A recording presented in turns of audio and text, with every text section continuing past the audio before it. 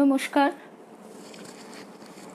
মা Sharada Sevashram Facebook page থেকে আজকে এই ফলহারিণী কালী পুজো উপলক্ষে বিশেষ নিবেদন, মা আমার আনন্দময়ী। এই ফলহারিণী কালী পুজো এর যে বৈশিষ্ট্য, এর বৈশিষ্ট্য এখানে আমরা একটুখানি শুনে নেব বৈশিষ্ট্যটা কি। এই প্রসঙ্গে স্বামী প্রিয়ব্রতানন্দ মহারাজ, নিশীথ মহারাজ, তিনি আমাকে যেটুকু সাহায্য করেছেন সেখানে তিনি আমাকে স্বামী প্রমেয়ানন্দজি মহারাজের পূজা বিজ্ঞান বই থেকে যেটুকু লেখা আছে সেইটুকুই শোনাচ্ছি। তার সাহায্য ব্যতিরেকে এই পূজা সম্পর্কে বিশেষ কিছু জানা কিন্তু সম্ভব নয়, মানে আমার পক্ষে অন্তত সম্ভব ছিল না। কারণ এই যে ফলহারিণী কালী পুজো, এটি এই দিনটিতে বিশেষভাবে ঠাকুর যে মাকে দেবী রূপে পূজা করেন এইটি আমরা জানি। তো এই যে কালী পূজা, এই কালী পূজার বৈশিষ্ট্য দীপান্বিতা কালী পূজার থেকে যে বিশেষ পৃথক তা নয়, একই রকম, শুধু এক্ষেত্রে মাকে ফল নিবেদন করার একটা বিশেষ প্রথা আছে। তো এই যে ফল নিবেদন, এটা যেন আমাদেরই কর্মফলের প্রতীক রূপে নিবেদন করা হয়। আর আরেকটা কথা, এই সময় এই বঙ্গে নানা রকম সুস্বাদু ফল পাওয়া যায় এবং সাধক স্বভাবতই মাকে, তার ইষ্ট দেবীকে এই সুস্বাদু ফল দিয়ে পূজা করতে বিশেষ আগ্রহী হবেন, এইটাই স্বাভাবিক। তো এই যে ফলহারিণী কালী পূজা, সেখানে জগজ্জননী মহাশক্তিকে যেসব বিভিন্ন মূর্তিতে আরাধনা করা হয়, কালী রূপ তাদের অন্যতম। তন্ত্রমতে কালী আদিরূপিণী আদ্যাশক্তি, সব কিছুরই কারণ স্বরূপ। ইচ্ছা মাত্রেই তিনি এই চরাচর বিশ্ব সৃষ্টি করেছেন। জগৎ সংহারক মহাকাল তারই একটি রূপ মাত্র। মহাকাল বিশ্ব গ্রাস করেন আর তিনি গ্রাস করেন মহাকালকে, তাই তাকে কালী বলা হচ্ছে। মহানির্বাণ তন্ত্রে এইটি বলা হয়েছে। সগুণ ব্রহ্মের সৃষ্টি, স্থিতি ও বিনাশ, এই তিন ভাবের একত্র প্রকাশ কালীরূপের বৈশিষ্ট্য। কালীরূপও অনেক, তিনি নানাভাবে লীলা করছেন। ঠাকুর বলছেন তিনি মহাকালী, নিত্যকালী, শ্মশানকালী, রক্ষাকালী, শ্যামাকালী। ফলহারিণী এই বহুরূপিণী কালীরই একটি অন্যতম রূপ। সাধকের কর্মফল হরণ করেন তিনি, তাই তিনি ফলহারিণী। আর সেই জন্যই বোধহয় কর্মফলের প্রতীক হিসেবে দেবীকে নানাবিধ ফল নিবেদন করার বিধান। জ্যৈষ্ঠ মাসের অমাবস্যায় সাধক নানাবিধ ফলের উপহার সহযোগে দেবীর পূজা করবেন। আবার বলা হচ্ছে জ্যৈষ্ঠ মাসের অমাবস্যায় বিশেষভাবে নানাবিধ ফল দিয়ে কালিকা দেবীর পূজা করতে হয়। তা সাধক, ওই যে আগেই যেটা বললাম, যে এই সময় যেহেতু আমাদের এখানে নানা রকম সুস্বাদু ফলের মানে সমাহার প্রকৃতি দেবী আমাদের দেন, তো সেই জন্যই মাকে, মানে ইষ্ট দেবীকে নানাভাবে তুষ্ট করার যে ইচ্ছা সাধকের মনে জাগবে, এটাই স্বাভাবিক। দেবী একদিকে যেমন ফলহারিণী, সাধকের কর্মফল হরণ করেন, বিনাশ করেন, আবার ফলদায়িনীও। কর্মফল হরণ করে সাধককে তার অভীষ্ট ফল, মোক্ষ ফল প্রদান করেন। তো এই যে কর্মফল, এই কর্মফল বিষয়টি কিন্তু এক কঠিন বিষয়, এবং মা বলছেন যে কর্মফল এবং এই কর্মফল প্রসূত যে সংস্কার, এই সংস্কার যেন রক্তবীজের বংশধর। অর্থাৎ আমরা এই যে বিভিন্নভাবে কর্ম না সুস্থ এক মুহূর্তও থাকতে পারে না।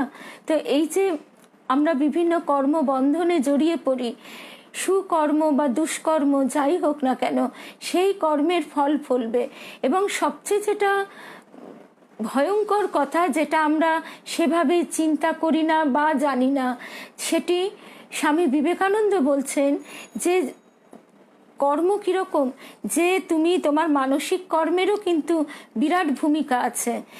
কারণ আমি যদি কোনো মানুষের ক্ষতি করতে না পারি আমার দৈহিক কোনো ইন্দ্রিয় দ্বারা, কিন্তু আমার মনে যদি তার প্রতি বিদ্বেষ এবং ক্ষতির ভাব মন থেকে প্রবাহিত হয়, তবে সেই প্রবাহিত তরঙ্গ আবার কিন্তু আমার কাছেই ফিরে আসবে।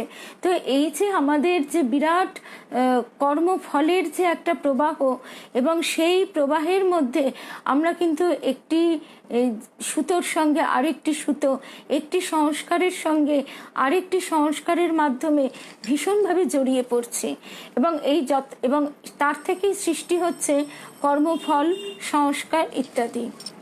তো সেই জন্য মায়ের কাছে যখন সাধকের সাধনা, তখন মায়ের কাছে সাধকের বিশেষভাবে প্রার্থনা থাকে যে তার যে কর্ম, প্রারব্ধ কর্ম বা ঘটমান যে কর্ম, সেই সমস্ত কর্ম থেকে তাকে যেন মা নিষ্কৃতি দেন। এবং এই যে প্রারব্ধ কর্ম, এই প্রারব্ধ কর্মকেই বলা হয় সংস্কার। এবং এই প্রারব্ধ কর্মের জন্যই আজকে আমরা দেখি যে আমাদের কখনো আমরা প্রারব্ধ কর্মের বশেই আমাদের কারোর জন্ম হচ্ছে ভিখারির ঘরে, কারোর জন্ম হচ্ছে রাজার ঘরে। এই যে প্রারব্ধ কর্ম, তার ফলেই আমাদের জীবন প্রবাহ কিন্তু কারোর হচ্ছে অত্যন্ত স্মুথ, কারোর হচ্ছে তাকে জীবন যুদ্ধে ক্ষতবিক্ষত হতে হচ্ছে। তো আমরা যদি এইভাবে নিজেদের কর্মকে শুভ কর্মে দিকে নিয়ে যাই, এবং সর্বোপরি গীতায় শ্রীকৃষ্ণ যে কথা বলছেন যে কর্মে তোমার অধিকার আছে কিন্তু কর্ম ফলে নয়, এবং সমস্ত ফল যেন আমরা শ্রীকৃষ্ণের চরণে নিবেদন করি, তাহলে আর আমাদের কর্মফলে জড়াতে হবে না। এই বোধটি নিয়ে আমরা যদি কর্ম করতে থাকি, তাহলে কিন্তু আমাদের ক্রমশ কর্মবন্ধন ক্ষয় হবে, এবং কর্মই যেমন বন্ধন ঘটায়, তেমনি কর্মই আবার এই কর্মবন্ধনও নাশ করে। সেই জন্যে ঠাকুর তো যুগাবতার, অবতার শ্রেষ্ঠ, তিনি অবতার বরিষ্ঠ। তিনি এইবার জীবকে তো সহজ পথ দেখাবার জন্যই আবির্ভূত হয়েছেন। তো এই আবির্ভাবে তিনি বলছেন যে এবারে সহজ পথ, এবং এই সহজ পথটি কি? কাজ করব কিন্তু তার কোনো ফল আকাঙ্ক্ষা করব না, এই বোধে উন্নীত হওয়া কিন্তু খুব কঠিন। এবং এই বোধে আমাদের পক্ষেও, আমাদের যে সন্তান সন্ততি, তাদের মধ্যেও এই বোধে নিয়ে যাওয়া, পৌঁছে দেওয়া, সেইটিও কঠিন। যে আমি লেখাপড়া করব অথচ ভালো রেজাল্ট আশা করব না, এই জিনিসটি হচ্ছে খুব একটা কঠিন অসুবিধাজনক ব্যাপার, যে বোধটাতে আমরা পৌঁছতে পারি না। সেই জন্যে ভারী সুন্দরভাবে ঠাকুর বলছেন তার যে সহজ পথ, সেই সহজ পথটি কি? সেটি হলো যে তুমি কাজ করো, কিন্তু সেই কাজ মনে করো আমার কাজ। তিনি যখন গৃহবধূরা তার সঙ্গে দেখা করতে আসতেন, ঠাকুর তাদের বলতেন যে সব করবি, কিন্তু মনে করবি সব এর জন্যে করছিস। ঠাকুর নিজেকে দেখিয়ে বলতেন একে তো ভালোবাসিস, মনে করবি যাই করছিস এর জন্যে করছিস। তেমনি আমাদেরও এই শিক্ষাই ঠাকুর দিচ্ছেন যে তুমি কর্ম করো পরের বাড়ির দাসীর মতো, তুমি সব কিছুকে নিজের বলো। দাসী যেমন মনিবের ছেলেকে আমার ছেলে বলে, কিন্তু সে জানে যে দেশে তার নিজের ছেলে আছে। তো সেই রকম যেন যে তোমার আপনজন এক জায়গায় আছে, এখানে তুমি বিদেশির বেশে, তুমি এখানে কোথাও কোনো এক পান্থশালায় তুমি রয়েছো, এবং তোমাকে বেঁচে থাকতে গেলে তোমাকে কিছু কর্তব্য করতেই হবে। তো এই জন্যেই আমরা যেহেতু কর্ম না করে থাকতে পারি না, এবং এই কর্মযোগ, এই পথটিও কিন্তু এক অর্থে যথেষ্ট কঠিন। কারণ আমরা যে কর্মই করি না কেন, সেই কর্মের মধ্যে থেকে অহংকে সম্পূর্ণভাবে বিনাশ করা অত্যন্ত কঠিন। এই যে দেখা যায় যে মানুষের জন্য মানুষ যখন সেবা কাজে ঝাঁপিয়ে পড়ছে, যে কথা তিনি শিবজ্ঞানে জীব সেবার কথা বলে গেলেন, সেই সেবাটিও করতে গেলে অন্তরের অন্তঃস্থলে কোথাও কি আমিত্ব উঁকি দেয় না? কোথাও কি একটা অহংকার ভাব আসে না? সেটা নিজের মনকে কিন্তু মনের গভীরে ডুব দিয়ে দেখতেই হবে যে সেখানে আমি কি সেটা পূজা মনে করে করছি। ঘরে বসে ফুল বেলপাতা দিয়ে পুজো করা আর মানুষকে যথার্থ শিবজ্ঞানে পুজো করার মধ্যে কিন্তু আকাশ পাতাল তফাৎ। তো সেই জন্য এই যে কর্মযোগ পথটি, সেটিও অত্যন্ত কঠিন। তাই ঠাকুর সবসময় বলছেন যে এবারে সহজ পথ। তা এই সহজ পথের নিয়ে যাওয়ার জন্যই তিনি মাকে দেবী, বিন্দুবাসিনী দেবী রূপে, তার যে অনন্ত মহিমা, যে অনন্ত ভাব, যা অবাং মনস গোচরম, সেই ভাবকে তিনি এই রক্ত মাংসের খাঁচার মধ্যে ভরে দিলেন, যাতে আমরা জীব, তিনি জীব উদ্ধারের জন্য এসেছেন, সেই জীব যাতে তার বুদ্ধির মধ্যে, তার ধরাছোঁয়ার মধ্যে বুঝতে পারে যে মা কি জিনিস, বা এই আমাদের নিজেদের যে আত্মোন্নতির চেষ্টা। মাকে বলা হয় যে মা বনের বেদান্তকে ঘরে নিয়ে এসেছিলেন, ঘরে বসে পান সাজতে সাজতে, তরকারি কুটতে কুটতে তিনি ব্রহ্মজ্ঞান বিতরণ করতেন। তো সেইটি ঠাকুর মায়ের মধ্যে প্রতিষ্ঠা করে দিলেন। এখন অবতার যখনই আসেন তখনই তার লীলা সহচর রূপে তার শক্তিরও আবির্ভাব হয়। সেই শক্তি এখানে যেহেতু মানে তার পূর্ণ প্রকাশ, পূর্ণ ব্রহ্ম নারায়ণ রূপে তিনি অবতার বরিষ্ঠ, তার শক্তিরও প্রকাশ কিন্তু পূর্ণ মাত্রায় আমরা পাই। অন্যান্য ক্ষেত্রে মানে অন্যান্য অবতারের ক্ষেত্রে শক্তির এই পূর্ণ রূপ কিন্তু দেখা যায় না। তো এই যে স্বামী প্রমেয়ানন্দজির পূজা বিজ্ঞান বই থেকে যে ফলহারিণী কালী পুজোর যে মূল কথাটা বলা হলো, সেই তার মধ্যেই দেখা যাচ্ছে যে সগুণ ব্রহ্মের সৃষ্টি, স্থিতি ও বিনাশ, এই তিন ভাবের একত্র প্রকাশ কালী রূপের বৈশিষ্ট্য। কিন্তু সেই বৈশিষ্ট্যকে ওই অনন্তের মধ্যে, মহাকালের মধ্যে আমাদের পক্ষে, ক্ষুদ্র জীবের পক্ষে বোঝা অসম্ভব। এবং কালী রূপও তো অনেক। এই যে যেটা ঠাকুর কথামৃতে বলেছেন, মহাকালী, নিত্যকালী, শ্মশানকালী, রক্ষাকালী, শ্যামাকালী, তিনি নানাভাবে লীলা করছেন। তো ফলহারিণী কালী পুজোয় এখানে সাধারণত তার যে শ্যামাকালীর যে রূপ, সেই রূপটি বিশেষভাবে পূজিত হয়, বা শ্যামাকালী বা দক্ষিণাকালীর যে রূপটি। আচ্ছা, এবারে তিনি বলছেন দেবী একদিকে যেমন ফলহারিণী, সাধকের কর্মফল হরণ করেন, বিনাশ করেন। ওই যে কথাটা বলা হলো যে কর্মফল এমনই যে সেটা সূক্ষ্ম সংস্কারের মতো, সূক্ষ্ম সুতোর মতো একটির সঙ্গে আরেকটিকে অনবরত জড়িয়ে ফেলে আমাদের কিন্তু, যেটা মা বলছেন রক্তবীজের বংশধর, ঠিক সেই রকম এক বিপুল সংস্কার, অনন্ত সংস্কার সৃষ্টি করে। তো সেই জন্য সাধকের একান্ত প্রার্থনা যে কর্মফল হরণ করে তিনি যেন সাধককে তার অভীষ্ট ফল, মোক্ষ ফল প্রদান করেন। আর জ্যৈষ্ঠ মাসের অমাবস্যার মহানিশায় এই ফলহারিণী কালী পূজা অনুষ্ঠিত হয়। ফলহারিণী তিথিতে মহাবিদ্যা আদ্যাশক্তিকে সাধারণত দক্ষিণা কালী রূপে পূজা করা হয়। এই দিনটি আরও প্রসিদ্ধি লাভ করছে এই ভগবান শ্রীরামকৃষ্ণের ষোড়শী পূজা উপলক্ষে। এই ফলহারিণী পূজাটি যে ঠাকুরই প্রবর্তন করেছেন তা নয়, এই পূজা পদ্ধতি ছিল, পূজাটি ছিল, কিন্তু তিনি যুগ প্রবর্তকও, তিনি নতুন যুগের সূচনা করবার জন্য ধরায় আবির্ভূত হয়েছেন। তো সেখানে তিনি নারী জাগরণের সূচনা করলেন, এই দেবী শক্তিকে মানব শরীরে অবতরণ ঘটিয়ে। সেই ঊর্ধ্ব চেতনাকে আমাদের নিম্ন চেতনার উপযুক্ত করে তিনি রক্তমাংসের খাঁচায় যেন ভরে দিলেন। ফলহারিণী পুজোর আরেকটি ভাব ব্যাখ্যা পাওয়া যায় যে মানুষ কেবলমাত্র কর্ম করবার অধিকারী, গীতাতেও যে কথা বলা হচ্ছে, কিন্তু ওই কর্মসমূহের ফল দান করার অধিকারিণী একমাত্র বিধাতা স্বরূপা দেবী কালিকা। কর্ম করলে সুকর্ম এবং কুকর্ম দুটি সৃষ্টি হয়। উল্লিখিত ওই বিশেষ দিনটিতে মা স্বয়ং ভক্তদের সুকর্মের জন্য আশীর্বাদ প্রদান করেন। সুকর্ম কি? সুকর্ম সত্যগুণ আধারিত যেসব কর্ম। অপরদিকে সন্তানের কুকর্মের জন্য উদ্ভূত অশুভ ফলের প্রভাব থেকে তিনি আবার রক্ষা করেন। সেই কারণে জ্যৈষ্ঠ মাসের অমাবস্যায় মা কালী ফলহারিণী মাতা রূপে পূজিতা হন। শ্রী শ্রী চণ্ডীতে উল্লেখ্য একটি বিশেষ মন্ত্রের সূত্র থেকে জানা যায় যে ঋষি মার্কণ্ড স্বয়ং মাকে বলছেন যে, হে মহাদেবী, আমার মতো পাতকী কেউ নেই, আর তোমার মতো পাপহারিণীও কেউ নেই। কথা মনে রেখে যা ভালো বোঝো তাই করো। মার্কণ্ড ঋষি রচিত এই মন্ত্রসূত্রটি ধরে আমরা এই যে কর্মফলের যে প্রতীক, সেই প্রতীক রূপ ফল, মানে এমনি যে আমাদের যে লৌকিক যে ফল পাওয়া যায়, সেই ফলই আমরা মায়ের শ্রীচরণে অর্পণ করি।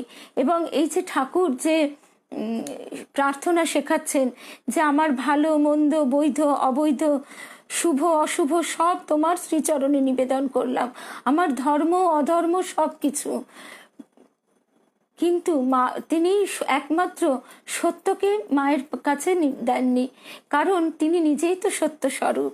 তো সেই জন্য এই কারণে ফলহারিণী কালী পুজোতে আমরা এই যে বিশেষ যে কর্মফলের সঙ্গে যে যুক্ত এই পূজার যে ভাবটি, সেই ভাবটি আমরা আবার পরে আলোচনা করব মায়ের কথার মধ্যে দিয়ে। এখন আরেকটি কথাও আসে যে এই মানবী রূপের মধ্যে দেবীকে প্রতিষ্ঠিত না করলে যে নতুন যুগের যে প্রবর্তন, সেটা সম্ভব হতো না। তার কারণ হচ্ছে যে একেবারে বেদ উপনিষদের যুগে নারীর যে সম্মান ছিল, সেই সম্মান সভ্যতার পরিবর্তনের সঙ্গে সঙ্গে, সমাজের পরিবর্তনের সঙ্গে সঙ্গে তা অত্যন্ত তলানিতে গিয়ে ঠেকছিল। কিন্তু একটা জিনিস জানতে হবে বা বুঝতে হবে যে সভ্যতা, ধর্ম তো সভ্যতা বা সমাজকে ছেড়ে দিয়ে নয়, ধর্ম, সভ্যতা, সমাজ সব একসঙ্গে জড়িত। এবং আমরা যদি একদম সভ্যতার উষালগ্নে পৌঁছই, সেদিকে তাকাই, তাহলে দেখতে পাবো যে নারীর মধ্যে যে ধারণ এবং প্রতিপালনের শক্তি, সেই শক্তি তখন থেকেই প্রকাশিত হচ্ছে। যেমন যখন সভ্যতার প্রথম সূত্রপাত, তখন যখন মানুষ একটু একটু তার জীবনযাত্রাকে এগিয়ে নিয়ে যাচ্ছে, তখন দেখা যাচ্ছে পুরুষ যেহেতু তার দৈহিক বল বেশি, তাই তাকে বাইরের যে শিকার ধরে আনা বা চাষ ইত্যাদি করা, চাষবাস করা, রক্ষা করা, শত্রুর কবল থেকে রক্ষা করা তার গোষ্ঠীকে, এই সমস্ত কাজে পুরুষকে অনেকটা সময় দিতে হচ্ছে। সেই জায়গায় যেহেতু নারী সন্তান ধারণ করে এবং সন্তান প্রতিপালনের জন্য তাকে অনেকটা সময় গৃহবন্দী থাকতে হয়। তো এই সময়ে তার যে মানে কাজের পরেও যে অবসর সময়, সেই সময়টিতে সে কিন্তু নানাভাবে তার উৎকর্ষতা, তার মানসিক উৎকর্ষতা সাধনের জন্য, যেটা আমরা ফোক আর্টের মধ্যে দেখতে পাই, বা এই যে নানা রকম যে মানে কি গ্রাম্য যে শিল্প, এই সমস্ত কিছুর মধ্যে নারীর যে অবদান, সেই অবদান আমরা দেখতে পাই। এবং যেহেতু সে সন্তান সন্ততিকে পালন করে, মানে পরের প্রজন্মকে তৈরি করে, সেই জন্য তার নিজের মধ্যে যদি সেই শিক্ষা, উৎকর্ষতা, জীবনবোধ, স্বচ্ছ জীবনবোধ যদি না থাকে, তাহলে স্বভাবতই সে তার পরবর্তী প্রজন্মকে শিক্ষিত করে তুলতে পারে না। তা সেই কারণেই আমরা নারীর যে একটা বিশেষ ভূমিকা, যে এবং যে জন্যই বলা হয় গৃহিণী গৃহমুচ্যতে, অর্থাৎ গৃহ সেটি এক পুরুষ তৈরি করতে পারে, কিন্তু তার যে সৌন্দর্য, তার যে স্ত্রী, সেটা দিতে পারে একজন নারী।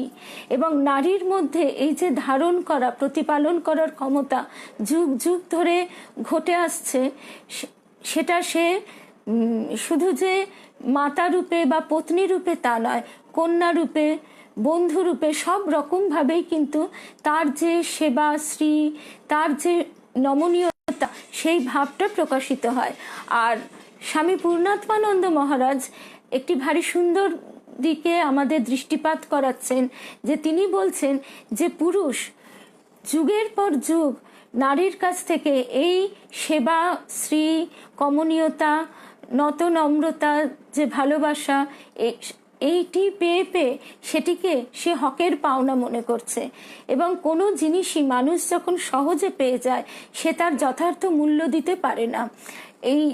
সেই কারণেই ঠাকুরের তো মানে প্রতিটি ক্ষেত্রে যাই আমরা দেখতে যাই না কেন সেখানেই তার অসাধারণত্ব প্রকাশ পায়।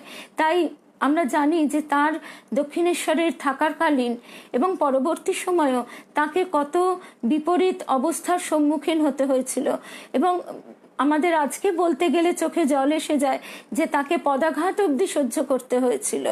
তা সেই জন্য সেটি কিন্তু তিনি ক্ষমার চোখে, কৃপার চোখে দেখে তিনি কি বলেছেন, তিনি বলছেন যে চটিলা কুটিলা না থাকলে লীলা পোস্টাই হয় না। অর্থাৎ সহজভাবে যে জিনিস আমরা পেয়ে যাই আমরা তার যথার্থ মূল্যায়ন করতে পারি না। তো সেই জন্যই আজকে যে নারী যে জায়গায় পৌঁছেছে, যে কঠিন জীবন যুদ্ধের মধ্যে দিয়ে আজকে কিন্তু সে তার সম্মান অনেকটাই আদায় করে নিতে পেরেছে। এবং শুধু তাই নয়, এর সঙ্গে আরেকটা জিনিস আমরা দেখতে পাই যে পুরুষেরও মনোভাবের পরিবর্তন ঘটেছে। এই যে একজন অবতার যখন আবির্ভূত হন তিনি তো একটি দুটি মানুষকে পার করবার জন্য বা উদ্ধার করবার জন্য আসেন না, তিনি সমগ্র বিশ্বের, সমগ্র মানব সমাজের পরিবর্তন সাধন করবার জন্য আসেন। এবং তিনি যখন মাকে এইভাবে প্রতিষ্ঠিত করলেন সেদিনই কিন্তু সেই মহাকালের প্রেক্ষাপটে নীরবে নিভৃতে একটি ছোট কক্ষে যে যুগান্তকারী ঘটনা ঘটে গেল, যে ঘটনার কোনো আরেকটি উদাহরণ আমরা আমাদের মানব সভ্যতার ইতিহাসে খুঁজে পাই না, কোনো অবতার লীলায় খুঁজে পাই না, যে স্ত্রীকে এইভাবে পুজো করা, এইভাবে সম্মান দেওয়া, এইভাবে প্রকৃত দাম্পত্য প্রেম কাকে বলে সেইটি বুঝিয়ে দেওয়া। তো সেখানে এবং সেই করার পরেও সেখানেও কিন্তু তার প্রকাশ ঘটল না। মা তারপরেও রইলেন লজ্জা পটাবৃতা, এবং অনেকেই সেটা জানতে পারল না যে মা সেখানে কিভাবে আছেন বা মা আদৌ আছেন কিনা। কিন্তু পরবর্তী সময় আমরা দেখতে পাই যে মা কিভাবে কত মানুষের মনের পরিবর্তন ঘটিয়ে দিচ্ছেন।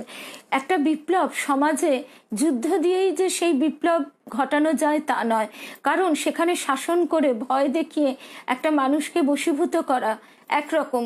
তখন কি হয়, যেটা আমরা আমাদের খুব ছোট্ট সাধারণ উদাহরণ, আমি যদি আমার সন্তানকে ভয় দেখাই সে আমার সামনে যে আচরণ করবে, আমার আড়ালে যে সে তার বিপরীত আচরণ করবে না তার কোনো মানে নেই। আমি তাকে শাসন করে কোনো খারাপ জিনিস দেখা থেকে আটকে রাখতে পারি, কিন্তু সে যে আমার আড়ালে সেটি দেখবে না তা তো হতে পারে না। তার সম্পূর্ণ মানসিকতার পরিবর্তন ঘটানো বিশেষভাবে প্রয়োজন। এবং একজনের মনের পরিবর্তন ঘটানো কতখানি কঠিন তা সেখানে অবতার পুরুষ, এই জন্যই তিনি বলছেন, নিজেই বলছেন যে বাহাদুরি কাঠ, যে সে একসঙ্গে হাতি ঘোড়া বহু মানুষকে মানে পুরো সমাজে তিনি এগিয়ে নিয়ে যান, পার করে দেন। যে এবং এবারে সেই কৃপার বাতাস এমনভাবেই বইছে যে আমরা খুব সহজেই আমাদের মনকে মানে মোল্ড করা যাকে বলে, যে আমরা তার কথার মধ্যে দিয়ে আমাদের মনোবৃত্তি যেটা, সেই মনোবৃত্তি কিন্তু অনেক পরিবর্তন ঘটছে। সেই পরিবর্তন ঘটতে সময় লাগছে। আজকে যদি আমি মনে করি কাল থেকেই আমাদের সমাজে আর কোনো রকম নারীর প্রতি অসম্মান ঘটবে না, তা হতে পারে না। কিন্তু যে অসম্মান, যে বিভেদ, যে তফাৎ আমরা 30 বছর আগেও দেখেছি, যেখানে বলা হয়েছে তুমি মেয়ে, তুমি লেখাপড়া যথেষ্ট শিখেছো, এবার বিয়ে করে ঘর সংসার করো, কিন্তু তার মানে যথেষ্ট তার ক্ষমতা থাকা সত্ত্বেও তাকে লেখাপড়া থেকে, তার প্রতিষ্ঠা হওয়ার পেছন মানে থেকে তাকে বঞ্চিত করা হয়েছে। এই যে সেখানে কিন্তু তার ভাইকে বা তার দাদাকে অনেক বেশি সুযোগ দেওয়া হচ্ছে। এই পরিবর্তন আজকে আমরা কিন্তু ঘরে ঘরে দেখতে পাচ্ছি। এইভাবে একটা সমাজের বিপুল পরিবর্তন আনা কিন্তু সহজ কথা নয়। তো সেই জন্যই এই যে দেবীকে, তার যে বিশাল শক্তি, ঠাকুর সবসময় বলতেন, গৌরীমাকে বলছেন অনন্ত রাধার মায়া কহনে না যায়। এবং আরেকটিও ঘটনা আমরা সবাই জানি যে গৌরীমা জিজ্ঞেস করছেন যে তুমি কে বড়, ঠাকুর বড় না মা বড়? তখন তখন সরি, একটু ভুল বললাম, ঠাকুর জিজ্ঞেস করছেন গৌরদাসীকে, গৌরীমাকে, যে তুই কাকে বেশি ভালোবাসিস? তখন গৌরীমা রঙ্গ করে, রহস্য করে উত্তর দিচ্ছেন যে বিপদ হলে, ঠিক কথাটা ওইভাবে মনে পড়ছে না, মানে যখন বিপদ হয় তখন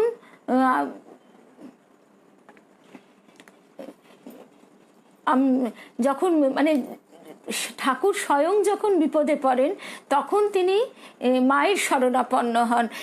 কথাটা আমরা সবাই জানি, আমরা যদি একটু গৌরীমার সেই ঘটনাটা খুঁজে দেখে নিয়ে এক্ষুনি পেয়ে যাব। তো সেইটাই হচ্ছে কথা, যে শক্তির যে সম্মান, শক্তির যে শক্তিকে যে স্বীকার করা, এই স্বীকৃতি ঠাকুর কিন্তু যেভাবে তার এইবারের লীলায় অবতার, তার এইবারের লীলায় দেখালেন, সেই সম্মান আর কোনোবারেই কিন্তু এতটা পরিস্ফুট হয়নি। এই প্রসঙ্গে এই যে নারীর ভূমিকা সমাজ জীবনে, মানব জীবনে কতখানি, সেটি আমরা একটু যদি রবীন্দ্রনাথের একটি প্রবন্ধের ছোট্ট একটি অংশ পড়ি তাহলে অনেকটা আমরা বুঝতে পারবো। কারণ একজন অবতার যখন আসেন আমাদের সমাজে, বিভিন্ন মানুষের তো বিভিন্ন রকম মানসিকতা, বিভিন্ন রকম তাদের ভাব, আমরা সেই মানে ভাবে পৌঁছবার জন্য আমাদের অনেক সিঁড়ি প্রয়োজন হয়। সেই জন্য অনেক সময় দেখা যায় যে আমরা রবীন্দ্রনাথকে ধরে একটা মানে সিঁড়ি অতিক্রম করে আমরা যেন ঠাকুর মায়ের কথায় পৌঁছে যেতে পারছি। তা রবীন্দ্রনাথ তার প্রবন্ধে লিখছেন, পুরুষের অধ্যবসায়ের কোথাও সমাপ্তি নেই, এই জন্যেই সুসমাপ্তির সুধা রসের জন্যে তার অধ্যবসায়ের মধ্যে একটা প্রবল তৃষ্ণা আছে। মেয়েদের হৃদয়ের মাধুর্য এই রসই তাকে পান করায়। পুরুষের সংসারে কেবলই চিন্তার দ্বন্দ্ব, সংশয়ের দোলা, তর্কের সংঘাত, ভাঙা গড়ার আবর্তন, এই নিরন্তর প্রয়াসে তার ক্ষুব্ধ দোলায়িত চিত্ত প্রাণলোকের সরল পরিপূর্ণতার জন্যে ভিতরে ভিতরে উৎসুক হয়ে থাকে। মেয়েদের মধ্যে সেই প্রাণের লীলা বাতাসে লতার আন্দোলনের মতো, বসন্তের নিকুঞ্জে ফুল ফোটাবার মতোই এই লীলা সহজ, স্বতঃস্ফূর্ত। চিন্তাক্লিষ্ট চিত্তের পক্ষে পূর্ণতার এই প্রাণময়ী মূর্তি নিরতিশয় রমণীয়। এই সুসমাপ্তির সৌন্দর্য, এই প্রাণের সহজ বিকাশ পুরুষের মনে কেবল যে তৃপ্তি আনে তা নয়, তাকে বল দেয়, তার সৃষ্টিকে অভাবনীয় রূপে উদ্ঘাটিত করে দিতে থাকে। আমাদের দেশে এই জন্যে পুরুষের সাধনায় মেয়েকে শক্তি বলে স্বীকার করে। কর্মের প্রকাশ্য ক্ষেত্রে এই শক্তিকে দেখি নে, ফুলকে দেখি প্রত্যক্ষ, কিন্তু যে গূঢ় শক্তিতে সেই ফুল ফোটায় তাকে কোথাও ধরা ছোঁয়া যায় না। পুরুষের কীর্তিতে মেয়ের শক্তি তেমনি নিগূঢ়। এটা তো আমাদের সাধারণ লৌকিক জীবনের কথা গেল। রবীন্দ্রনাথ তার এই যে তার মনস্তাত্ত্বিক যে চিন্তা ভাবনা, সেই চিন্তা ভাবনার মধ্যে দিয়ে আমাদের যে বোধে পৌঁছে দিলেন যে শক্তির প্রয়োজনীয়তা কোথায় বা শক্তির খেলাটা কোথায়, মানে ভেতরে ভেতরে, যে রবি ঠাকুরের ভাষাতেই বলতে হয় গোপনে গোপনে সাধনা সফল করে। তো সেই রকম এই কথার প্রেক্ষিতেই তখন ঠাকুরের একটি অসাধারণ লীলা মনে পড়ে যায়। ঠাকুরের যে দক্ষিণেশ্বরে থাকাকালীন ছোট ছেলেরা তার কাছে যখন আসছে, তারা ছোট বাচ্চা, তাদের একটু খিদে পেয়ে যেত, কিন্তু ঠাকুর তাদের খাওয়ার ব্যাপারে খুব কড়া ছিলেন, বেশ শাসন ছিল যে 2-3টির বেশি রুটি কেউ খেতে পারবে না, কারণ তাতে তাদের জবধ্যানের, রাত জেগে যে জবধ্যান, সেই জবধ্যানের ব্যাঘাত ঘটবে। কিন্তু মাতৃ হৃদয়, মা কিন্তু ঠাকুরকে পরিষ্কার বলে দিয়েছিলেন, তুমি বাপু আমার ছেলেদের খাওয়ার খোঁটা দিওনি। তাকে একদিন একটু 2টো রুটি বেশি খেয়ে ফেলেছে, ঠাকুর তো চটি ফটফট করতে করতে এসে দেখছেন, জিজ্ঞাসা করছেন, কিরে কটা রুটি খেয়েছিস? তখনই কিন্তু মা দৃঢ় স্বরে এই কথা বলছেন, এবং তখন এটাও বলছেন যে ওর ইহকাল পরকালের সব দায়িত্ব আমার। এই যে মায়ের যে দায়িত্ব নেওয়া, যে মা নিজেকে কোথাও প্রকাশ করেন না, নিজে সব সময় এমনকি লোকে জানতে পর্যন্ত পারে না, সেই মা ঠাকুরকে তখন তা মানে স্বামীর মুখের ওপর তিনি এই কথা বলছেন। শুধু তাই নয়, তিনি সেটা মেনে নিচ্ছেন। তো এইখানেই তখন মনে হয় যে মৃত্যুঞ্জয় তার পদতলে, অর্থাৎ তিনি কিন্তু শক্তির যে মাহাত্ম্য, সেই মাহাত্ম্য স্বীকার করে নিচ্ছেন। এবং লৌকিক জীবনেও এই যে ডমিনেটিং মনোভাব, মেয়েদেরকে দাবিয়ে রাখা, দমিয়ে রাখা, এই ভাবটিও পুরুষের মধ্যে প্রবল। আজকে কিন্তু দেখা যাচ্ছে, আমরা যদি দেখি যে, এবং সেখানে আরেকটা জিনিসও দেখা যায়, কাজের ভাগ। এই ভাবগুলো কিন্তু ঠাকুরের এই মাকে প্রতিষ্ঠা করার মধ্যে দিয়ে যে নারী জাগরণের সূচনা হয়েছিল, তারই কিন্তু ফসল। আগে রান্না করা কি বিছানা করা, ঘর ঝাড় দেওয়া, মোছা, এই কাজগুলো যদি বাড়ির কোনো পুরুষ করে, তাকে মানে মেয়েরাও ধিক্কার দিত, ছেলেরা তো দিতই, যে তার মধ্যে নাকি কোনো পৌরুষই নেই। এবং সেই পুরুষ যদি বেশ রাগ দেখায়, মদ্যপান করে, কি তার বাইরে কোনো নারী সঙ্গ থাকে, তাকেও সেটা যথেষ্টই মানে স্বাভাবিকভাবে মেনে নেওয়া হয়। শুধু তাই নয়, আবার এইরকমও একটা কথা বলা হয়, সোনার আংটি বাঁকা না কি বলে, সোনার আংটি আবার বাঁকা, মানে সুতরাং পুরুষের যেন কোনো দোষ থাকবে না। এই যে ভুল ধারণা যে নারীর সম্মান কোথায়, নারীর স্থান কোথায়, এটা কিন্তু ক্রমশ আমাদের সমাজ আস্তে আস্তে সেই স্বীকৃতির পথে এগিয়ে যাচ্ছে। এখন এই স্বীকৃতি দিতে নিঃসন্দেহে সময় লাগবে। আচ্ছা, এবারে এই যে শক্তিকে যে গ্রহণ না করা, সেই ঘটনাও আমরা যদি একবার শঙ্করাচার্যের একটি ঘটনার কথা মনে করি, সেখানেও দেখতে পাবো। আসলে এটা ঠিক কথাই যে ব্যক্তি, পরিবার, সমাজ ও জাতি গঠনের ক্ষেত্রে নারীর একটি বিশেষ ভূমিকা আছে। এবং স্বামীজিও বলতেন যে যেখানে নারীর সম্মান নেই, সেই জাতি কোনোদিন সে উচ্চ পর্যায়ে উঠতে পারে না। আচ্ছা, এবার শঙ্করাচার্যের সেই ঘটনাটা বলি, যে সেখানেও কিন্তু দেখব যে তিনি কিন্তু শক্তিকে প্রথমে মেনে নিতে পারছেন। ব্রহ্মকে সর্বস্ব বলে মনে করতেন শঙ্করাচার্য, এবং শক্তিকে তিনি অস্বীকার করতেন। এবং ঠাকুরের যে গুরু ব্রহ্মবিদ গুরু তোতাপুরী, সেই তোতাপুরীও কিন্তু শক্তিকে প্রথমে স্বীকৃতি দেননি। কিন্তু অবতার যার শিষ্য, তাকে তো বুঝতেই হবে যে তার মানে প্রকৃত শিক্ষা তিনি তার অবতার শিষ্যের কাছ থেকেই পাচ্ছেন, তার যে আলটিমেট শিক্ষা। এবং শেষকালে তিনি সেই শক্তি রূপকে স্বীকৃতি দিতে মানে অত্যন্ত আনন্দের সঙ্গে স্বীকৃতি দিতে বাধ্য হয়েছিলেন। আবার ঠিক একই ঘটনা আমরা দেখছি যে শঙ্করাচার্যের ক্ষেত্রে ব্রহ্মকে সর্বস্ব বলে মনে করতেন শঙ্করাচার্য, এবং শক্তিকে তিনি অস্বীকার করতেন। একদিন সকালে স্নান করে তিনি ফিরছিলেন, পথে দেখেন স্বামীর সব দেহকে আশ্রয় করে বসে আছেন এক ক্রন্দনরতা স্ত্রী। পথ চলতে অসুবিধা হওয়ায় শঙ্করাচার্য সেই মহিলাকে মা সম্বোধন করে মৃতদেহটি পথের একপাশে সরিয়ে দিতে অনুরোধ করেন। সেই শোকগ্রস্তা নারী শঙ্করাচার্যকে বলেন যে তিনি তাকে চেনেন, এবং শঙ্করাচার্য তো ব্রহ্মবাদী, তিনি সর্বভূতি ব্রহ্মময় বলে প্রচার করেন। তবে তার স্বামীর মৃতদেহ পথে থাকলে কি অসুবিধা, কারণ সেও তো ব্রহ্মেরই অংশ। শঙ্করাচার্য সেই নারীকে উত্তর দিলেন, শোকে সে মুহ্যমান হয়ে অসংলগ্ন কথা বলছেন। এমনই বাদানুবাদের মধ্যে হঠাৎ দেখলেন নারী ও সেই সব দেহটি সেখানে আর নেই। মহামায়ার অপার মায়াকে উপলব্ধি করে তিনি তখন রচনা করলেন ভবান্যষ্টকম, যে তার স্তোত্রাবলী, এবং প্রাণের অন্তঃস্থল থেকে তিনি দেবীকে তার সর্বস্ব নিবেদন করলেন। এবং সেই ভবান্যষ্টকম স্তোত্রটি কি?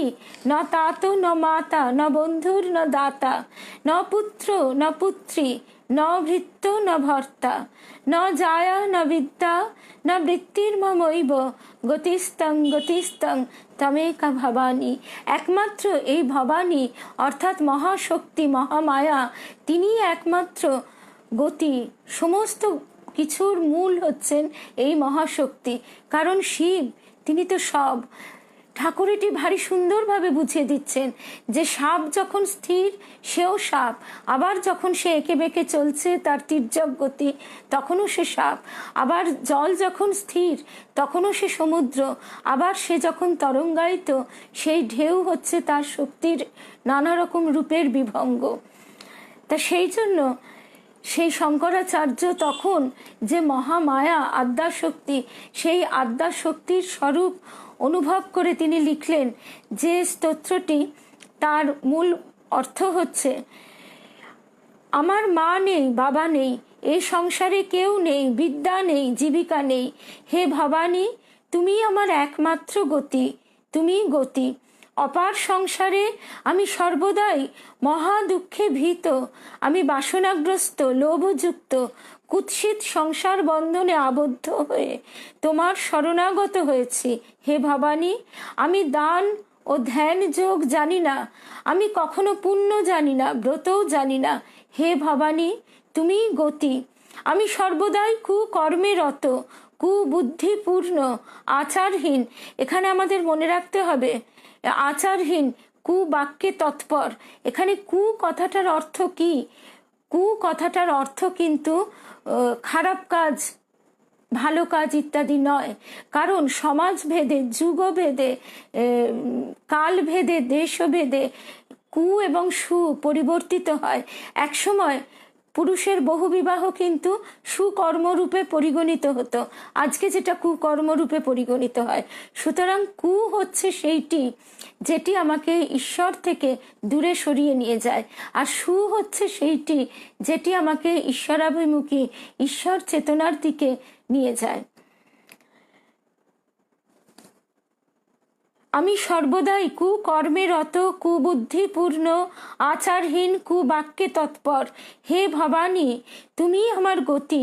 হে শরণ্যে আমি কোনো দেবতাকে জানি না।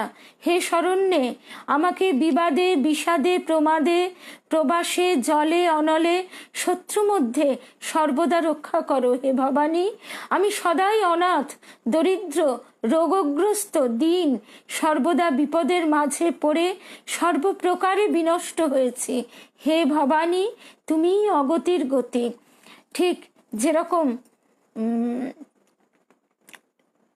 ঠাকুর বলতেন যে মায়ের হাতেই কিন্তু ব্রহ্মজ্ঞানের চাবিটি।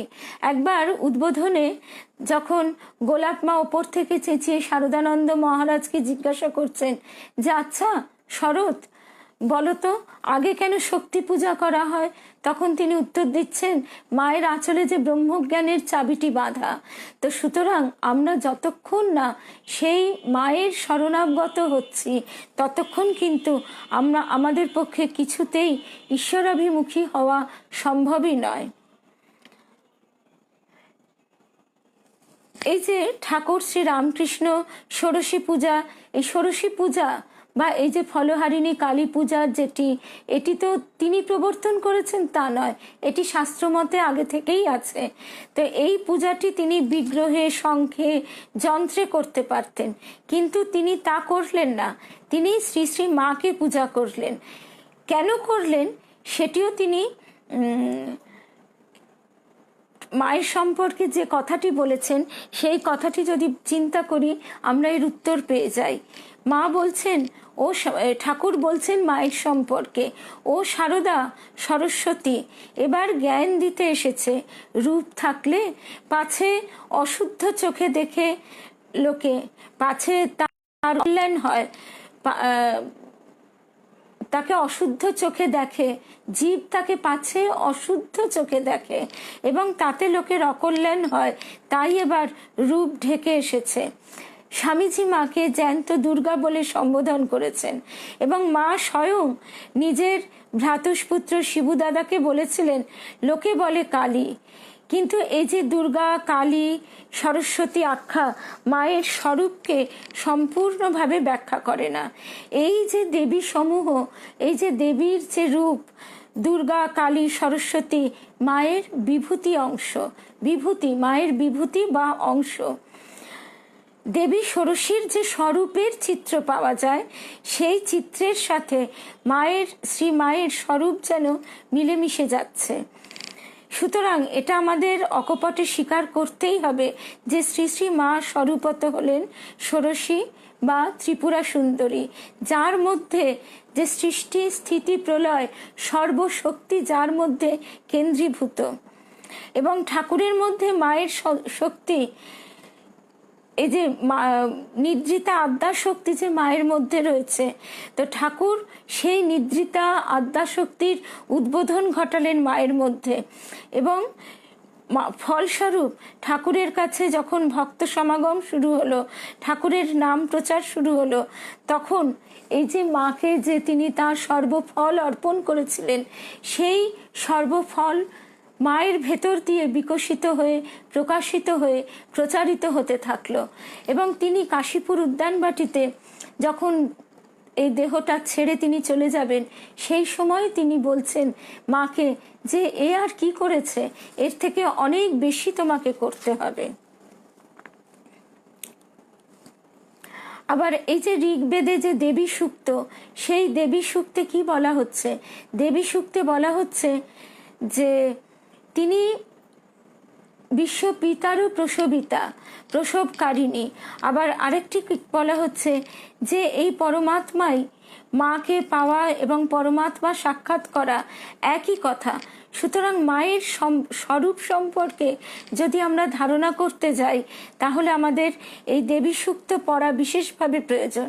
এবং দেবী সূক্তের সংস্কৃত শ্লোকগুলো বাদ দিয়ে যদি আমরা শুধু বাংলা ব্যাখ্যাটুকু দেখি, তাহলে আমরা দেখছি যে আমি সচ্চিদানন্দ স্বরূপ আত্মা, রুদ্র, বসু, আদিত্য এবং বিশ্বদেবগণ রূপে বিচরণ করি।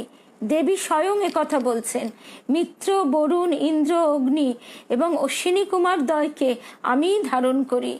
আমি শত্রুহন্তা, সোম, ত্বষ্টা, পূষা এবং ভগ নামক দেবতাগণকে ধারণ করি। ভগ কথার অর্থ হচ্ছে ঐশ্বর্য। যারা দেবতাগণের উদ্দেশ্যে প্রচুর হবিযুক্ত সোম যাগাদি অনুষ্ঠান করে, সেই যজমানগণের যজ্ঞ ফল আমি ধারণ করি। তো এই যে যজ্ঞ ফল, তিনি সমস্ত ফলের ধারণ, পালন, রক্ষণ এবং বিনাশ কর্ত্রী। আমি এই ব্রহ্মাণ্ডের একমাত্র অধীশ্বরী। আমি পার্থিব ও অপার্থিব ধনদাত্রী। আমি ব্রহ্ম সাক্ষাৎ স্বরূপা, সম্বিদ বা জ্ঞান। এই জ্ঞানই যাবতীয় উপাসনার আদি।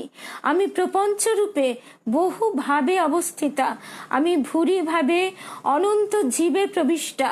ভূরি, ভূরি মানে অনন্ত যার বিস্তার। দেবতাগণ এই রূপে আমাকে বহু ভাবে উপাসনা করে থাকে। জীব যে অন্নাদি খাদ্যদ্রব্য ভক্ষণ করে, দর্শন করে, প্রাণ ধারণ করে, এই সকল ক্রিয়া আমার কর্তৃক নিষ্পাদিত হয়ে থাকে, নিষ্পন্ন হয়ে থাকে। যারা আমাকে এইরূপ সর্বকর্মের ভিতর দিয়ে দেখে না, বুঝিতে পারে না, তারাই সংসারে ক্ষীণতা প্রাপ্ত হয়। হে সৌম্য, তোমায় এই যে সকল তত্ত্ব বলিতেছি, ইহা সম্পূর্ণ শ্রদ্ধার সাথে শ্রবণ করো। আমি স্বয়ং এই সকল তত্ত্বের উপদেশ দিয়ে থাকি।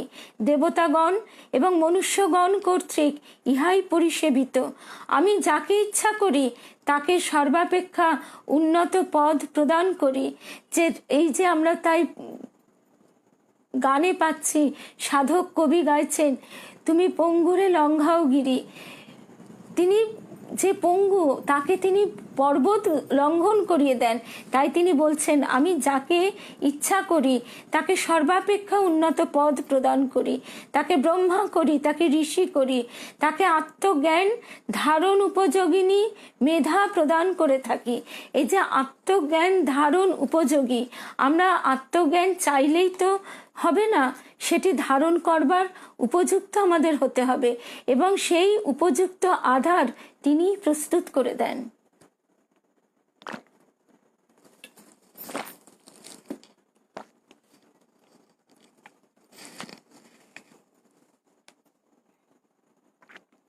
আমি ব্রহ্মজ্ঞান বিরোধী বিনাশযোগ্য রুদ্রকে অর্থাৎ একাদশ ইন্দ্রিয়কে হনন করার জন্য প্রণবরূপী ধনুতে আত্মরূপ স্বর যুক্ত করে থাকি, এবং এই রূপে আমি জনসমূহের জন্য যুদ্ধ করি।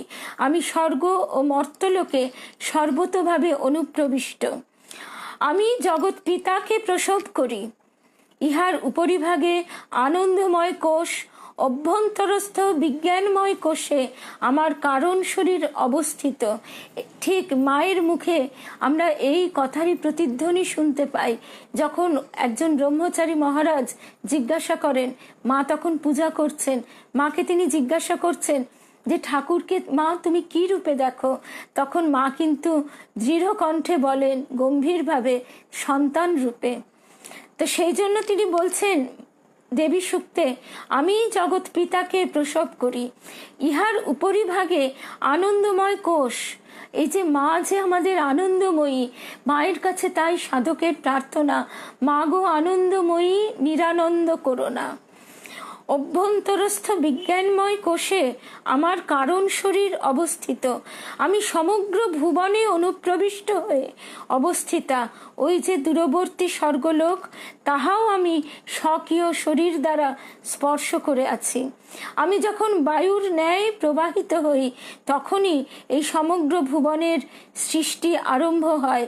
এই স্বর্গ মর্তের পরেও আমি বর্তমান, ইহাই আমার মহিমা যেন। তো এই যে দেবী সূক্তের মধ্যে দিয়ে দেবীর যে ভাব, সেই ভাবকে অনুভব করা, ধারণ করা, উপলব্ধি করা সাধারণ জীবের পক্ষে অসম্ভব। এবং আরও অসম্ভব এই কারণে, আমাদের পক্ষে তো এক লাফে 10 তলায় পৌঁছানো সম্ভব নয়। আমাদের যে একটি একটি করে সিঁড়ি অতিক্রম করতে হয়, সেই সিঁড়ি অতিক্রম করার মধ্যে সিঁড়ি অতিক্রম করাটা সম্ভব হয় আত্মোন্নতির মধ্য দিয়ে। যে আগে আমাদের নিজেদের মানুষ, যেটা ঠাকুর মান হুঁশ বলতেন, সেইটি জায়গায় পৌঁছতে হবে। সেই জন্য এই যে মানুষ পর্যায়ে পৌঁছানো, সেই পর্যায়ে পৌঁছতে গেলে কিভাবে আমাদের জীবনে চলতে হবে, সেই শিক্ষা আমরা মায়ের কাছ থেকে পাচ্ছি। কারণ ঠাকুর যে শিক্ষা দিয়ে যাচ্ছেন একটি দুটি সহজ কথায়, সেটা একদিকে সহজ হলেও কিন্তু অত্যন্ত কঠিন। তো এইবার আমরা মায়ের যে তিনি বনের বেদান্তকে তিনি যে সংসারের মধ্যে নিয়ে এসেছেন, সেইটি আমরা এই শ্রী শ্রী মায়ের কথা বই থেকে আমরা একটুখানি শুনব।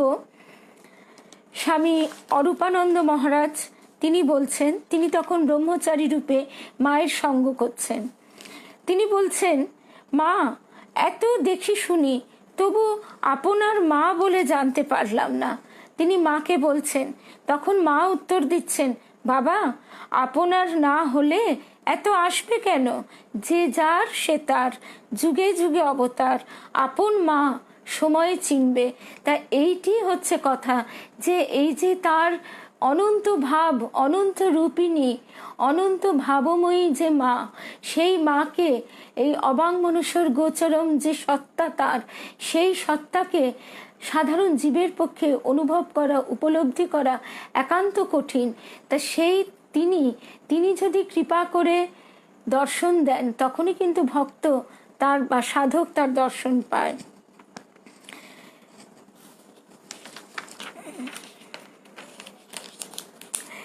সেই ব্রহ্মচারী মহারাজ তিনি আরেকদিন মায়ের ঘরে মায়ের সঙ্গে কথা বলছেন, মা তক্তপোষে শুয়ে আছেন, যে একেবারে ঘর সংসারে সম্পূর্ণ ঠিক যেন নিজের মা, নিজের, এবং এখানে তার গুরু সত্তার থেকেও তার যে মাতৃসত্তা, সেই মাতৃসত্তাই।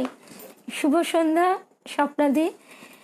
আজকে আমাদের পাঠ একটু আগে শুরু হয়ে গেছে, কারণ এরপর আমরা দিব্যত্রয়ীর পদপ্রান্তে, সেখানেও আমরা মায়ের যে আজকে বিশেষ পূজা ফলহারিণী কালী পূজা, সেই উপলক্ষে মায়ের কথা আবার আমরা শুনবো, এবং তারপরে আমরা কিছু মাতৃসঙ্গীত শুনবো। তো সেই জন্য আজকে এই 6:30 থেকে 7:30 আজকে আমাদের মাতৃ অনুধ্যান, মা সারদা সেবাশ্রম পেজ থেকে। তো এই যে ব্রহ্মচারী, সেই ব্রহ্মচারী ভক্ত সাধক স্বামী অরূপানন্দ মহারাজ পরবর্তীকালে তিনি বলছেন যে নামরূপ ছাড়া আর কিছুই নেই, জড় পদার্থ বলে কিছুই প্রমাণ করা যায় না, তাই শেষে বলে ঈশ্বর টিশ্বর কিছুই নেই। তিনি যেন বলতে চাইছেন যে ঠাকুর, মা এসবও মিথ্যা। মা শুনিয়াই আমার কথার ভাব বুঝতে পারিয়াছেন, অমনি বলিতেছেন, নরেন বলেছিল, মা যে জ্ঞানে গুরু পাদপদ্ম উড়িয়ে দেয় সে তো অজ্ঞান, গুরু পাদপদ্ম উড়িয়ে দিলে জ্ঞান দাঁড়ায় কোথায়? তুমি জ্ঞান চচ্চড়ি ছেড়ে দাও, তাকে কে জানতে পেরেছে? সুখ, ব্যাস, শিব, হদ্দ ডেও পিঁপড়ে, কত বড় কথা মা জানিয়ে দিলেন যে সুখদেব, ব্যাসদেব এবং শিব, সেও কিন্তু হদ্দ ডেও পিঁপড়ের সমান। আমরা যদি একবার এই তুলনাটা বোঝবার চেষ্টা করি, তাহলে আমরা বুঝতে পারবো যে আমাদের অবস্থান সেখানে কোথায়, এবং কি বিপুল ভীষণ ভয়ঙ্কর অহংকার আমাদেরকে চেপে ধরে রেখেছে। তো এই অহংকার থেকে যতক্ষণ না আমাদের মুক্তি হবে, যতক্ষণ না কৃপা করে তার স্বরূপ তিনি দর্শন করাবেন, ততক্ষণ কিন্তু কোনোভাবেই সাধকের পক্ষে সম্ভব নয় তার রূপ দর্শন করার। এবং এই যে অরূপকে ধারণা করা কিন্তু নিরাকার অরূপ, সেটিকে ধারণা করা ভীষণ কঠিন। কারণ আমরা যদি মা কালীর সঙ্গে কথা বলতে যাই, যেটা সাধক রামপ্রসাদ বলতে পারেন, তিনি মায়ের সঙ্গে অভিমান করতে পারেন, মান অভিমান করতে পারেন। মা এসে তার ঘরের বেড়া বেঁধে দিচ্ছেন, কিন্তু তখনও সাধক রামপ্রসাদ ধরতে পারেন না। তো সেখানে আমরা সাধারণ জীব কি করে মাকে পাবো? তো সেই জন্য মা এলেন, মাকে ঠাকুর নিয়ে এলেন কি একেবারে ঘরের মা, যিনি সারাদিন ভক্তের সেবা করছেন, তিনি ভক্তের যাতে আরাম হয়, ভক্তের কিসে অসুবিধা না হয়, তিনি সেইটি করছেন। এবং মা যে আনন্দময়ী, সেইটি তিনি শিক্ষা দিচ্ছেন ভক্তকে কিভাবে, যে সন্তোষের সমান ধন নাই। এই যে সংসারে আমাদের প্রথম রিপু হচ্ছে কাম। কাম অর্থে সব রকমের কামনা, দৈহিক কামনা শুধু নয়, মানসিক কামনা আমাদের কিন্তু ক্ষতবিক্ষত করে, জর্জরিত করে। তো এই যে কামনা, এবং এই কামনা এবং অহংকার থেকে বাকি রিপুগুলো আরো পরিপুষ্ট হয়। তার থেকে আমাদের কামনা যখনই মানে পূর্ণ না হয়, তখনই আমাদের ক্রোধ আসে। আবার কামনা যদি পূর্ণ হয়, তখন আমাদের লোভ আসে। তারপর তো মোহ, অর্থাৎ অহংকারের যে ভাব, অহংকার থেকে মায়া মুগ্ধ যে আমাদের চোখ, সেইটি হচ্ছে মোহ। তারপর হচ্ছে অহংকার, মদ, গর্ব, আত্মম্ভরিতা, তারপর আছে পরশ্রী কাতরতা, মাৎসর্য। তাই এই এতগুলো রিপু আমাদের পরতে পরতে চেপে ধরে রেখেছে। তা সেই রিপুগুলি সরিয়ে দিতে কে পারে? একমাত্র মাই পারেন। এবং সংসারে এই নিঃস্বার্থ ভালোবাসা জীব যতটা বুঝতে পারে, সেটা কিন্তু একমাত্র মায়ের মধ্যে দিয়েই বুঝতে পারে। তাই ঠাকুর মায়ের মধ্যে দিয়ে তাকে মা মহামায়াকে রক্ত মাংসের মায়ের মধ্যে প্রতিষ্ঠিত করলেন। এবং আরেকটা জিনিসও যদি আমরা লক্ষ্য করি, এক্ষেত্রে একটু খেয়াল করলে দেখব যে এই যে প্রথমে কথাটা আলোচনার প্রেক্ষিতে বলছিলাম যে গৃহিণী গৃহমুচ্চতে, অর্থাৎ পুরুষ একটি গৃহ বা একটা কিছু তৈরি করতে পারে, সে বীজটি দিতে পারে, কিন্তু তাকে ধারণ ও প্রতিপালনের ক্ষমতা একমাত্র নারীর। ঠিক সেরকম এই যে এত বড় রামকৃষ্ণ ভাব আন্দোলনের যে মঠ মিশন আজকে তৈরি হয়েছে, সেই মঠ মিশনের পেছনে কে? সেই মঠ মিশনের পেছনে কিন্তু স্বয়ং মা। সেখানে স্বয়ং মাতৃশক্তি সেখানে কাজ করছে। আমরা যদি একবার দেখি, এবং সেই মাতৃশক্তি আবার ঠাকুরের কাছেই কেঁদে কেঁদে বলছে যে তোমার নাম করে যারা ঘর ছাড়বে তাদের তুমি দেখো, তাদের যেন খাওয়া পড়ার অভাব না হয়। কিন্তু একটা জিনিস আমরা যদি লক্ষ্য করে দেখি, যে সেই সময় নিবেদিতা বা গৌরী মা তারা যে মেয়েদের জন্য চিন্তা করছেন, যে আশ্রম প্রতিষ্ঠা করছেন, সেক্ষেত্রে কিন্তু মার এই ধরনের কোনো প্রার্থনা রাখছেন না। তার কারণ তিনি জানেন যে মেয়েরা অনেক বেশি সেলফ সাফিসিয়েন্ট। কারণ মেয়েদের মধ্যে যে ধৈর্য, সহ্য, যে ধারণ করার ক্ষমতা, সেটা পুরুষের থেকে অনেক বেশি। এই যে ঠাকুরের নাম করে যে ছেলেরা ঘর ছেড়ে আসবে, তাদের কিন্তু একজন মা চাই, এইটি মা খুব ভালো করে জানতেন। আরেকটা জিনিস আমরা যদি লক্ষ্য করি, দেখব যে ঠাকুরের এই অবতার লীলার আরেকটি খুব বড় বৈশিষ্ট্য, যে তার ফটোগ্রাফ পাওয়া যায়। অন্য অন্য অবতারের হচ্ছে কবি বা শিল্পীর কল্পনা দিয়ে আমাদের দেখতে হয়, তো এইখানে ঠাকুরের যে ছবি পাওয়া যায় সেখানে কিন্তু তার ভাবস্থ অর্ধনিমিলিত নয়ন। কিন্তু মায়ের ছবিতে, মায়ের ফটোগ্রাফি কিন্তু আমরা যেন দেখতে পাই মা আমাদের দিকে তাকিয়ে আছেন, এবং সেই মুখের দিকে তাকিয়ে আমরা অকপটে আমাদের সমস্ত সুখ দুঃখ, আমাদের জীবের যে মনের মানে ওঠা পড়া, সে সমস্ত কথা কিন্তু আমরা মাকে খুব সহজে জানাতে পারি। তাই সেই জন্য যে মা যে কি সেটা নিজেই তিনি বলে দিচ্ছেন, যে সুখ ব্যাস শিব হদ্দ ডেও পিঁপড়ে। তো সেই জন্য মা নিজে যে কি সেটা কিন্তু মা সম্মুখে প্রকাশ না করেও, স্বীকার না করেও ইঙ্গিত করছেন এইভাবেই। তখন ব্রহ্মচারী মহারাজ বলছেন, না জানবার ইচ্ছা আছে, কিছু কিছু বুঝতেও পারি, কি করে বিচার বন্ধ হবে। মা তখন বলে দিলেন একদম পরিষ্কার কথা, ঠিক ঠিক পূর্ণ জ্ঞান না হলে বিচার যায় না। বিচার ততক্ষণই যতক্ষণ না সাধকের সেই পূর্ণ জ্ঞানে তার অবস্থান হচ্ছে। ভক্ত জিজ্ঞাসা করছে, ব্রহ্মচারী ভক্ত, আচ্ছা মা, এই যে সব অসংখ্য প্রাণী, ছোট বড়, সব কি একসময় সৃষ্টি হয়েছে নাকি? তখন মা বলছেন, চিত্রকর যেমন তুলি দিয়ে চোখটি, মুখটি, নাকটি এমনি একটু একটু করে পুতুলটি তৈরি করে, ভগবান কি অমনি একটি একটি করে সৃষ্টি করেছেন? না, তার একটা শক্তি আছে, তার হাতে জগতের সব হচ্ছে, নাতে লোপ পাচ্ছে, যা হয়েছে সব এককালে হয়েছে, একটি একটি করে হয়নি। মায়ের ঘরে ডেও পিঁপড়ে খাবারের গন্ধে আশেপাশে ঘুরছিল, হঠাৎ তাহার একটি চোখে পড়ায় অঙ্গুলি নির্দেশ করিয়া বলিলাম, তবে এই পিঁপড়েটা এত পাছে পড়লো কেন, এত পিছনে পড়লো কেন? ওর তো মানুষ হতেই অনেক দেরি।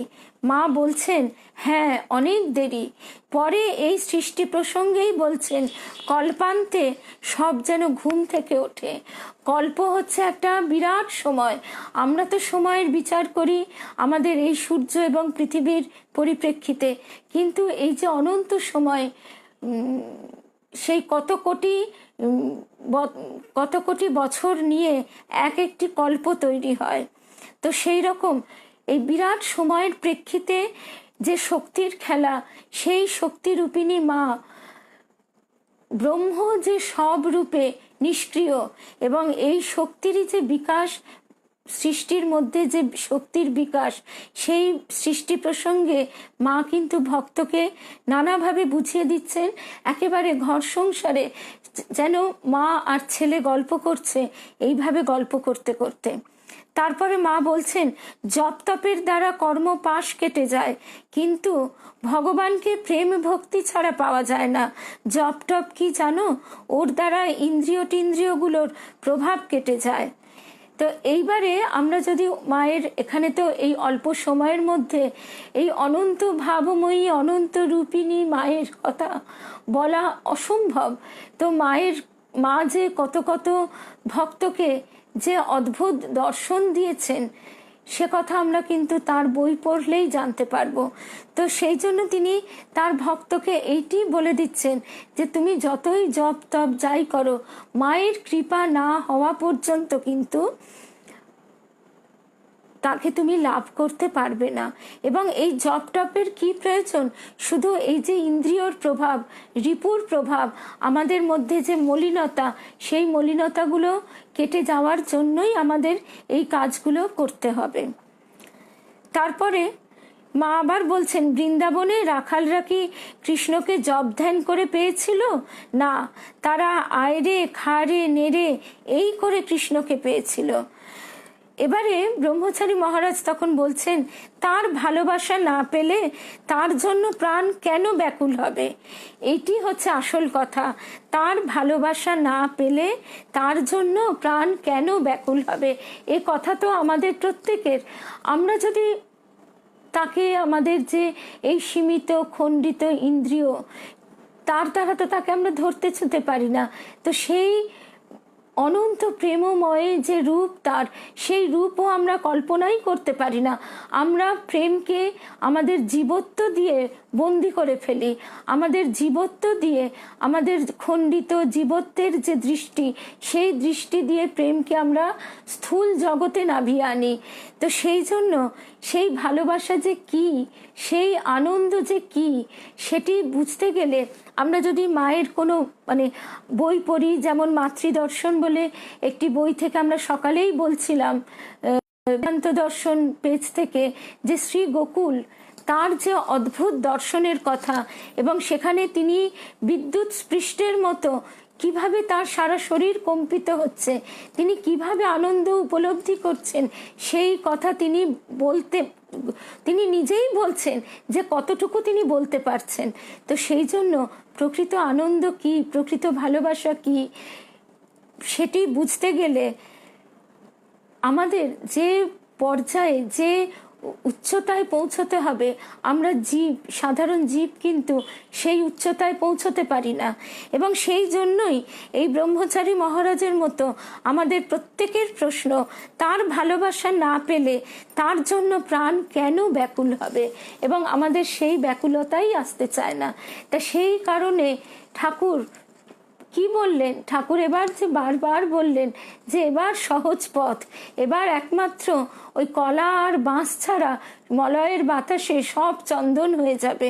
তো সেই জন্যই তিনি এই ফলহারিণী কালী পুজোর দিন সেই অসীম অনন্ত মাকে, মাতৃশক্তিকে একেবারে কেন্দ্রীভূত করে, যেভাবে সূর্যের শক্তিকে আমরা আতশ কাচের মধ্যে দিয়ে কেন্দ্রীভূত করে একটা কাগজকে পুড়িয়ে ফেলতে পারি, ঠিক সেই রকম ঠাকুরও যেন সেই মহাশক্তিকে একেবারে বিন্দুবাসিনী মায়ের মধ্যে প্রবিষ্ট করিয়ে আমাদের ধরা ছোঁয়ার মধ্যে এনে দিলেন, যে মাকে আমরা একেবারে আমাদের ইন্দ্রিয় দিয়ে অনুভব করতে পারি। এবং সেই অনুভবের মধ্যে দিয়ে এগোতে এগোতে মা নিজে যখন বুঝতে পারেন যে এর আধার উপযুক্ত হয়েছে, তখন কিন্তু মা তার নিজের স্বরূপটি প্রকাশ করেন। একথা আমরা যদি তার বিভিন্ন ভক্তদের, ব্রহ্মচারীদের স্মৃতিচারণা পড়ি, তাহলে নিজেরাই বুঝতে পারবো। তো আজকে সময় শেষ, আজকে এই পর্যন্তই। এবং মায়ের কথা কোনোদিনই শেষও হবে না, ফুরবেই না। কি করে ফুরবে? তিনি তো অনন্তময়ী, অনন্ত ভাবময়ী, অনন্ত রূপ তার, এবং অনুপরমাণুতে তিনি প্রবিষ্ট রয়েছেন। এবং এই সৃষ্টির মধ্যেই তার মধ্যেই তিনি সৃষ্টি করে সৃষ্টির মধ্যে প্রবেশ করে রয়েছেন। আবার যখন সময় ফুরিয়ে যাবে, তার লীলা শেষ হবে, তখন তিনি তার মধ্যে এই সৃষ্টিকে গুটিয়ে নেবেন। বেদে যেভাবে ঊর্ণনাভ অর্থাৎ মাকড়সার কথা বলা হয়েছে, সে নিজেই জাল বিস্তার করে, আবার সেই জালেই অবস্থান করে, আবার যখন দরকার হয় তখন সে জালটি নিজের পেটের ভেতরে ঢুকিয়ে নেয়। ঠিক সেই রকম আমাদের এই মাতৃশক্তির এই অসাধারণ লীলা আমাদের সত্যি বোধের অগম্য। কিন্তু বোধের অগম্য হলেও আমরা তো তা বলে তিনি তো আমাদের প্রতি কৃপাময়ী, ক্ষমাময়ী। তিনি বলছেন যে শিশু মাকে জড়িয়ে ধরতে পারে না, কিন্তু তা বলে শিশুকে কি মা ভালোবাসে না? শিশু তার ছোট ছোট দুটি বাহু দিয়ে মাকে জড়িয়ে ধরতে গেলে মাকে বেড় দিয়ে ধরতে পারে না, কিন্তু মা তখন তাকে নিজেই কোলে তুলে নেন। তো ঠিক সেই রকম ঠাকুর যে অনন্ত শক্তিকে মায়ের মধ্যে, আমাদের একেবারে রক্ত মাংসের মায়ের মধ্যে এনে দিয়েছেন, আমরা যদি তার প্রত্যেকটা কথা অনুসরণ করবার চেষ্টা করি, তাহলে কিন্তু আমরা সেই উচ্চতায় পৌঁছব যেখানে পৌঁছলে তিনি নিজেই কৃপা করে তার স্বরূপ বুঝিয়ে দেবেন। কারণ এখন তিনি তার স্বরূপ প্রকাশ যদি করেনও, আজকে সাধক যে কালী রূপ দর্শন করেছেন, সেই রূপ যদি হঠাৎ আমাদের সামনে প্রতিভাত হয়, তাহলে তো আমরা নিজেরা অজ্ঞান হয়ে যাব, আমরা সেটা ধারণ করতে পারবো না।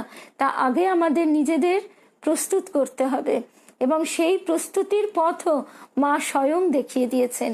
তো আজকে এই পর্যন্তই। আবার আগামী বুধবার মা শারদা সেবাশ্রম পেজ থেকে আমরা মায়ের আরো কথা শুনবো, যে কিভাবে আমরা নিজেদের প্রস্তুত করতে পারি সংসার ধর্মের মধ্যে দিয়েই। নমস্কার।